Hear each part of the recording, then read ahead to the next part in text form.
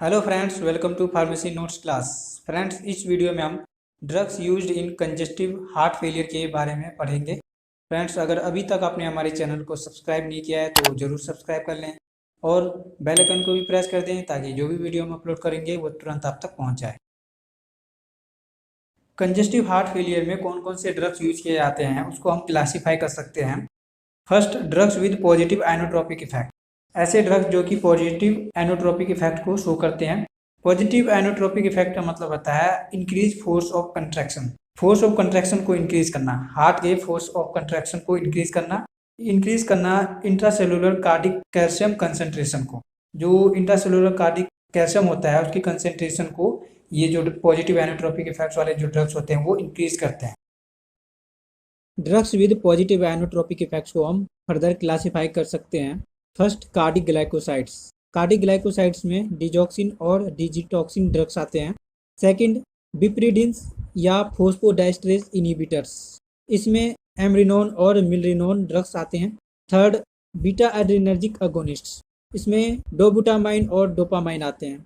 Second, इसको हम drugs without positive एनोट्रोपिक effects में क्लासीफाई कर सकते हैं। विदाउट पॉजिटिव एनोट्रोपिक इफेक्ट्स का मतलब है, इसको हम नेगेटिव एनोट्रोपिक इफेक्ट भी कहते हैं। मतलब कि ऐसे ड्रग्स जो कि हार्ट बीट को स्लो डाउन करने का काम करते हैं, इसको भी हम फर्दर क्लासीफाई कर सकते हैं। First, diuretics. डायरेटिक्स में थियाजाइड्स, फ्यूरोसेमाइड और स्पाइरोनोलैक्टोन ड्रग्स आते हैं। इसमें एंजियोटेंसिन एंटागोनिस्ट्स, इसमें एस इनहिबिटर्स और लोसार्टन ड्रग्स आते हैं। थर्ड, बीटा एड्रेनर्जिक अगोनिस्ट्स, बिसोप्रोलोल, कार्बिडालोल और मेटोप्रोलोल ड्रग्स इसमें आते हैं। Fourth, vasodilators. वेजोडाइलेटर्स में नाइट्रेट्स और हाइड्रोलाइजिन ड्रग्स आते हैं। कार्डिक ग्लाइकोसाइड्स क्या होते हैं? Cardiac glycosides are derived from plant derivatives like digitalis purpurea and digitalis lanata and are steroidal in nature. Cardiac glycosides जो होते हैं उसको ड्राइव किया जाता है प्लांट डेरिवेटिव जैसे कि डिजिटालिस पुरपुरिया और डिजिटालिस लेनाटा से, और ये स्टेरॉयडल नेचर के होते हैं। A glycoside is a sugar containing compound in which one of the hydroxyl groups of the sugar molecule is replaced with another compound. Glycoside sugar containing compound होता है जिसमें शुगर मॉलिक्यूल का एक hydroxyl group होता है जो कि replaced होता है दूसरे कंपाउंड से। फ्रेंड्स, अब हम कार्डिक ग्लाइकोसाइड्स के मैकेनिज्म ऑफ एक्शन को देख लेते हैं, इसको समझ लेते हैं। फ्रेंड्स, ये जो डायग्राम आप देख रहे हैं ये कार्डिक मसल सेल का डायग्राम है। फ्रेंड्स, इस डायग्राम में सोडियम पोटेशियम एटीपेज पंप और सोडियम कैल्शियम एक्सचेंजर इसको दिखाया गया है। फ्रेंड्स, ये जो सोडियम पोटेशियम एटीपेज पंप है इसका काम क्या होता है? आयंस को ट्रांसपोर्ट करना। ये सोडियम आयंस को मूव आउट करता है from the intracellular to extracellular, और पोटेशियम आयंस को जो है एक्स्ट्रा सेलुलर टू इंट्रासेलुलर ये जो है लाने का काम करता है। और इस ट्रांसपोर्ट सिस्टम का फंक्शन करना जो है ज़रूरी होता है सेल के सर्वाइवल के लिए, क्योंकि जो सोडियम आयंस का डिफ्यूजन जो होता है वो सेल के अंदर होता है और पोटेशियम आयंस का डिफ्यूजन जो है वो सेल के बाहर होता है। और कंसंट्रेशन जो ग्रेडियंट्स होते हैं अक्रॉस द सेल मेम्ब्रेन उसको जो है रिड्यूस करने का काम करता है। फ्रेंड्स, जो नॉर्मल कंडीशन होता है सोडियम पोटेशियम एटीपेज पंप के वर्क करने का वो देखते हैं।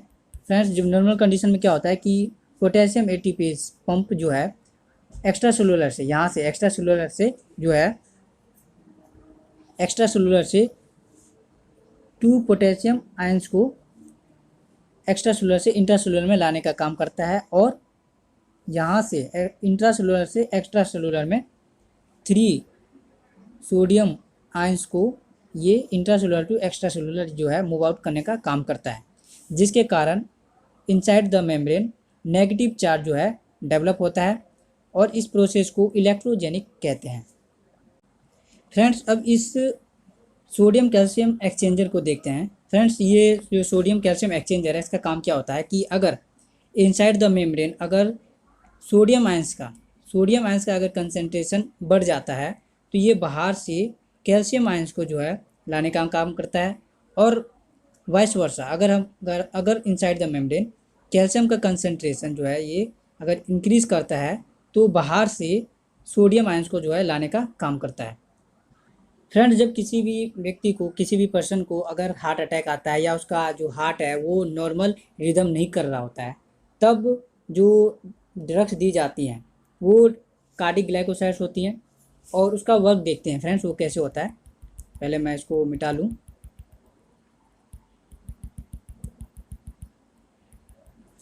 अगर कार्डिक ग्लाइकोसाइड दिया जाता है, ये डिजिटली दिया जाएगा, तो क्या होगा, ये जो है सोडियम एटीपेज पंप को जो है ब्लॉक करने का काम करता है। सोडियम एटीपेज पंप को ब्लॉक कर देगा, जिससे जो इसका फंक्शन होता है पोटेशियम और सोडियम आयंस को जो है लाने और ले जाने का जो है वो ब्लॉक हो जाएगा, जिसके कारण क्या होगा, inside the membrane sodium ions का कंसंट्रेशन जो है वो बढ़ जाएगा।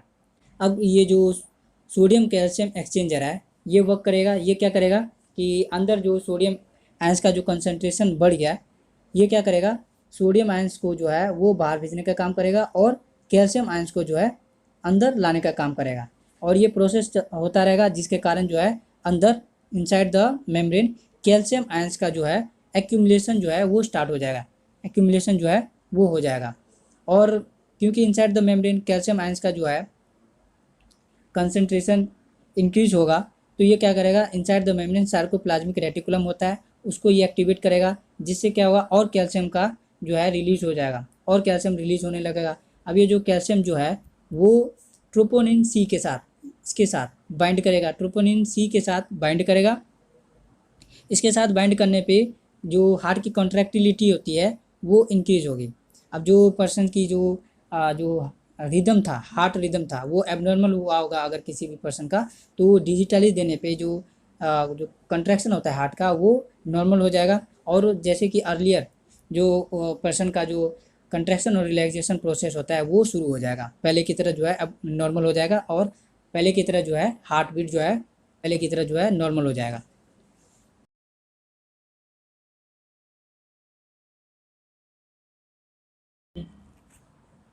अब फ्रेंड्स, कार्डिक ग्लाइकोसाइड्स के मैकेनिज्म को हम इस फ्लो चार्ट की मदद से भी एक बार समझ लेते हैं। फ्रेंड्स, जब डिजिटलिस दिया जाएगा, जब कार्डिक ग्लाइकोसाइड दिया जाएगा डिजिटलिस, तो ये ब्लॉक कर देगा सोडियम पोटेशियम एटीपेज एंजाइम को। ये सोडियम पोटेशियम एटीपेज जो एंजाइम ये पंप है इसको जो है ब्लॉक कर देगा, इनहिबिट कर देगा, जिससे जिससे सोडियम और पोटेशियम का ट्रांसपोर्ट जो है नहीं हो पाएगा, जिसके कारण क्या होगा कि सोडियम प्लाज्मा लेवल जो है इनसाइड द मेम्ब्रेन, जो सोडियम का कंसंट्रेशन है इनसाइड द मेम्ब्रेन वो इंक्रीज कर जाएगा, इंक्रीज कर जाएगा।